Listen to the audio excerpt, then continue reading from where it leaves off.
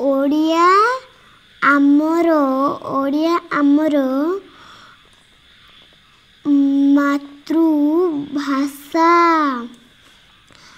ଆମ ମାତୃଭୂମି ଆମ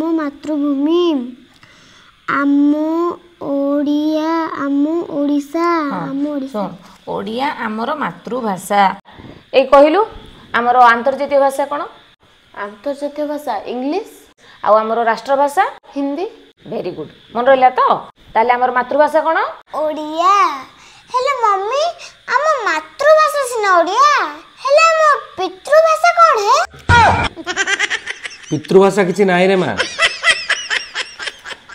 ଯୋଉଠି ସ୍ୱୟଂ ଭଗବାନ, ସରକାର, ନିୟମ କାନୁନ ସବୁ ନାରୀଙ୍କ ପାଖରେ ହାର ମାନି ଯାଇଥିଲେ, ସେଠି ଆମେ କିଏ?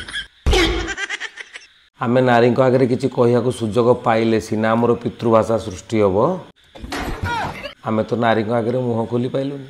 ତେଣୁ ନିକଟ ଭବିଷ୍ୟତରେ ବା ଆସନ୍ତା ଭବିଷ୍ୟତରେ ପିତୃଭାଷା ସୃଷ୍ଟି ହେବାର ଚାନ୍ସ ନାହିଁ। ତେଣୁ ତୁ ମାତୃଭାଷା ଉପରେ ଫୋକସ୍ କର, ହେଲା?